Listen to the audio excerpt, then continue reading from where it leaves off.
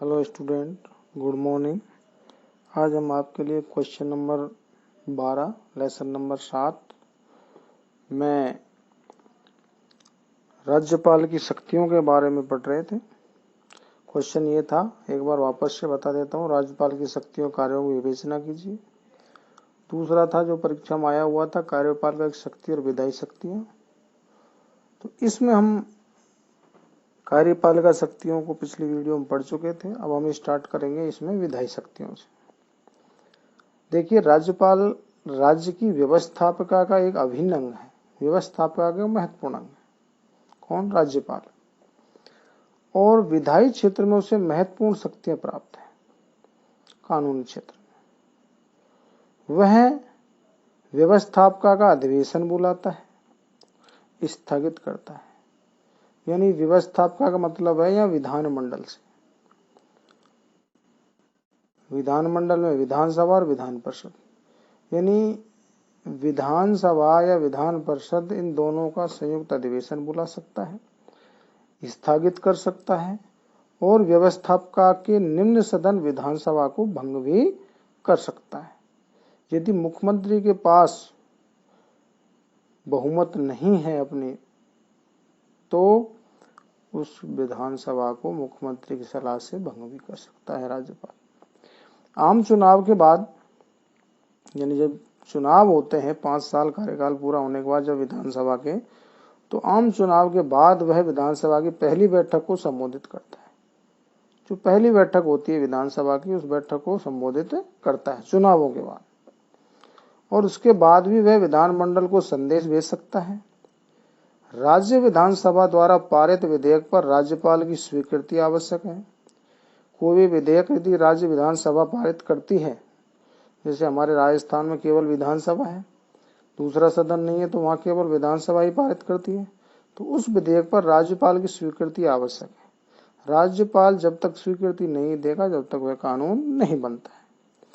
वह विधेयक को अस्वीकृत कर सकता है या उसे पुनर्विचार के लिए विधानमंडल को लौटा सकता है। अस्वीकृत भी कर सकता है, स्वीकार भी नहीं करे, या पुनर्विचार के लिए कोई उसमें कमी नजर आए, सलाह दे कि इसमें ये वापस से आप पुनर्विचार कीजिए, इस पर वापस से विचार कीजिए। इसके लिए उस विधेयक को वापस विधानसभा के पास लौटा सकता है।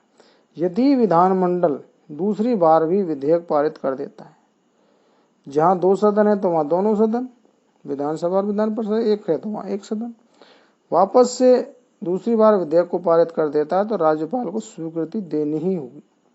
उस पर क्या देनी पड़ती है? स्वीकृति देनी होती है। कुछ विधेयकों को वह राष्ट्रपति के विचार के लिए रक्षित रख सकता है। कई ऐसे विधेयक भी होते हैं जिनको वह राष्ट्रपति के पास विचार के लिए रख सकता है।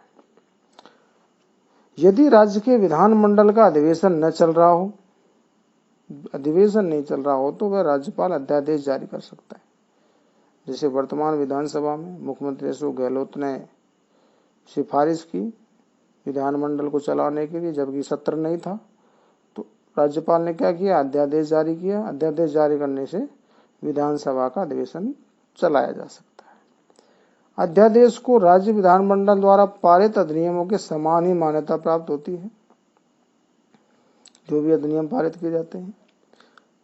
यह अध्यादेश विधानमंडल की बैठक आरंभ होने के 6 सप्ताह के बाद तक लागू रहता है। जो राज्यपाल अध्यादेश जारी करता है वह 6 सप्ताह के बाद तक लागू रहता है, जिस दिन आदेश जारी करता है।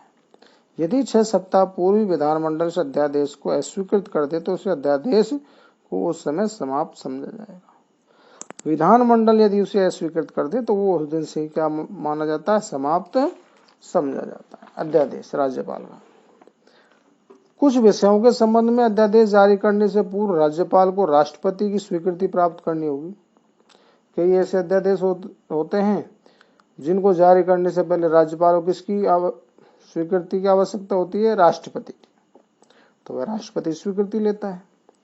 राज्यपाल विधान परिषद के 1/6 सदस्यों को, अपन पढ़ चुके हैं विधान परिषद के संगठन में, राज्यपाल विधान परिषद में कितने सदस्य मनोनीत करता है? कुल सदस्य संख्या के 1/6 सदस्यों को मनोनीत करता है।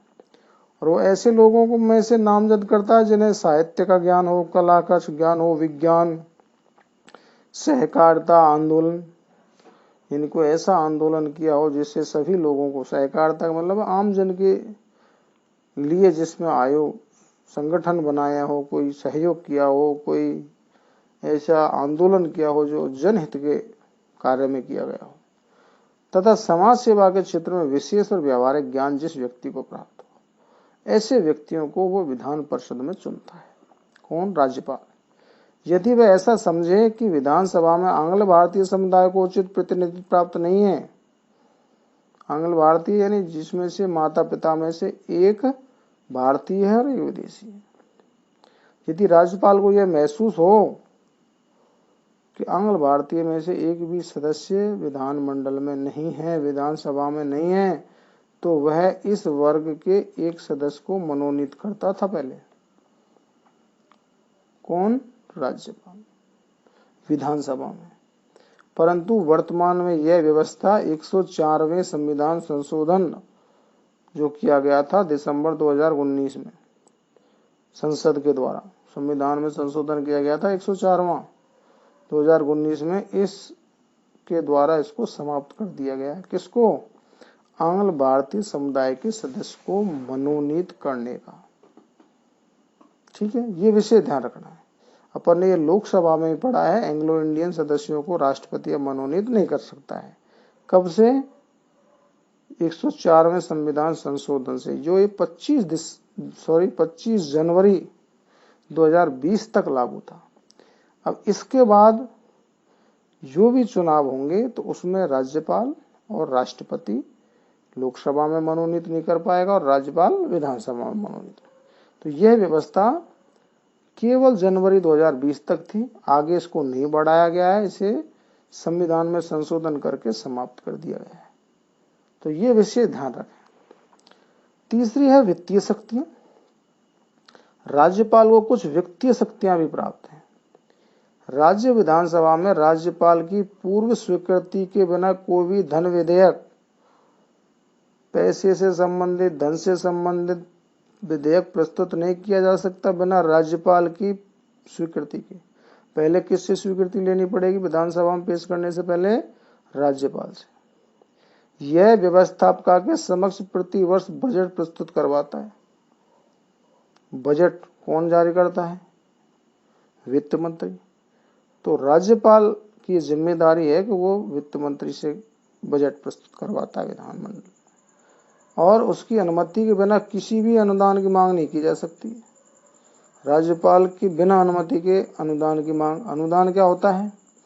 कोई भी कार्य के लिए या तो अधिक पैसा खर्च हो जाए, मान लो किसी भी कार्य के लिए सरकार ने या वित्त मंत्री ने कोई बजट घोषित किया है कि मान लो कोई रोड बननी है, तो उस रोड के लिए मान लो 10 करोड़ स्वीकृत किए गए हैं और उसको बनने में 12 करोड़ खर्च हो गया, तो 2 करोड़ के लिए जो अनुदान की मांग की जाती है, और ये अनुदान संचित निधि से लिया जाता है।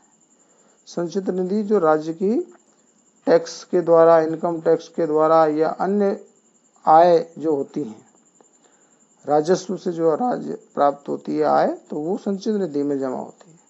तो उससे अनुदान की मांग की जाती है, उस एक्स्ट्रा खर्चे के लिए मांग की जाती है। या जिसमें हमने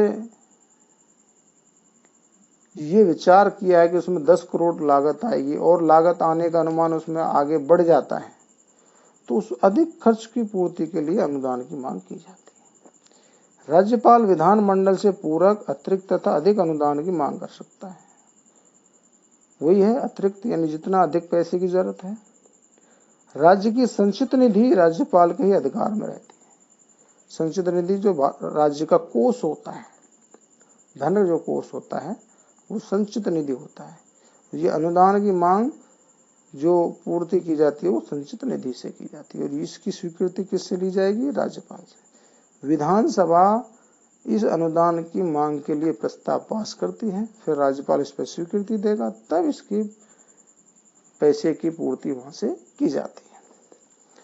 आगे है न्यायिक शक्तियां। संविधान के अनुच्छेद 161 के अनुसार जिन व्यक्तियों पर राज्य की कार्यपालिका शक्ति का विस्तार होता है। उन विषयों संबंधी किसी विधि के विरुद्ध अपराध करने वाले व्यक्तियों के दंड को राज्यपाल कम कर सकता है, यानी सजा कम कर सकता है, सजा को स्थगित कर सकता है, सजा को बदल सकता है या उन्हें क्षमा प्रदान कर सकता है। ये राज्यपाल को कुछ न्यायिक शक्तियां प्रदान की गई। आगे बात करेंगे इसमें, वह राज्य लोक सेवा आयोग का वार्षिक प्रतिवेदन और राज्य की आय व्यय के संबंध में महालेखा परीक्षक का प्रतिवेदन प्राप्त करता है। राज्य लोक सेवा आयोग जैसे हमारे राजस्थान में आरपीएससी है, राज्य लोक सेवा आयोग है जिसका कार्यालय अजमेर में है, उसका वार्षिक प्रतिवेदन यानी वार्षिक में क्या उसने किया, और राज्य की आय व्यय से संबंध में हमारे राज्य में जो आय व्यय का जो लेखा जोखा रखता है वो महालेखा परीक्षक रखता है। कौन रखता है? महालेखा परीक्षक। तो राज्य की आय व्यय के संबंध में महालेखा परीक्षक का प्रतिवेदन भी प्राप्त करता है राज्यपाल, और उन्हें विधान मंडल के समक्ष रखता है उन प्रतिवेदनों। अगर वह देखता है कि राज्य का प्रशासन संविधान के अनुसार चलना संभव नहीं है तो वह राष्ट्रपति को राज्य में संवैधानिक तंत्र की विफलता के संबंध में सूचना भी देता है। यदि राज्यपाल को यह विश्वास हो जाए, यह आभास हो जाए कि राज्य का प्रशासन संविधान के अनुसार नहीं चल रहा है, सरकार के पास बहुमत नहीं है, तो वह राष्ट्रपति को राज्य में संवैधानिक तंत्र की विफलता के संबंध में सूचना देता है, और उसकी रिपोर्ट के आधार पर, यह बात किस अनुच्छेद में कही गई है? संविधान के 356 में। इस अनुच्छेद के अंतर्गत राज्य में राष्ट्रपति शासन लागू करने की सिफारिश केंद्रीय मंत्रिमंडल द्वारा की जा सकती है। राष्ट्रपति को सिफारिश कौन करता है? केंद्रीय मंत्रिमंडल। केंद्रीय मंत्रिमंडल की सलाह से राष्ट्रपति शासन उस राज्य में लागू कर देता है। राज्यपाल द्वारा राज्य में कुलाधिपति, जो यूनिवर्सिटी होती है, विश्वविद्यालय होते हैं, उनके जो कुलाधिपति होते हैं, कुलपति होते हैं, उन कुलपतियों के सबसे ऊपर कुलाधिपति होता है। यानी राज्य में जितने भी यूनिवर्सिटी हैं उन सब के ऊपर अधिकार है, उनके ऊपर कुलाधिपति होता है राज्यपाल। होने के नाते केंद्रीय विश्वविद्यालयों को छोड़कर जो केंद्र सरकार के अंडर में जो विश्वविद्यालय हैं, यूनिवर्सिटी हैं, राज्य के विश्वविद्यालयों के कुलपतियों की नियुक्ति करता है। राज्य में जितने भी विश्वविद्यालय हैं उनके कुलपतियों की नियुक्ति कौन करेगा? राज्यपाल। और राज्यपाल खुद कुलाधिपति होता है सबके ऊपर, तथा उन्हें हटा भी सकता है, उनको नियुक्ति भी करता है और हटाता भी। तो ये विशेष ध्यान रखेंगे। आज के लिए हम आपको इतना ही बताएंगे। कल आपको पढ़ाएंगे विविध शक्तियां, राज्यपाल की विविध शक्तियां। यहाँ तक किसी भी विद्यार्थी को समझ में नहीं आया हो तो कमेंट में जाके जरूर पूछें। थैंक यू, धन्यवाद।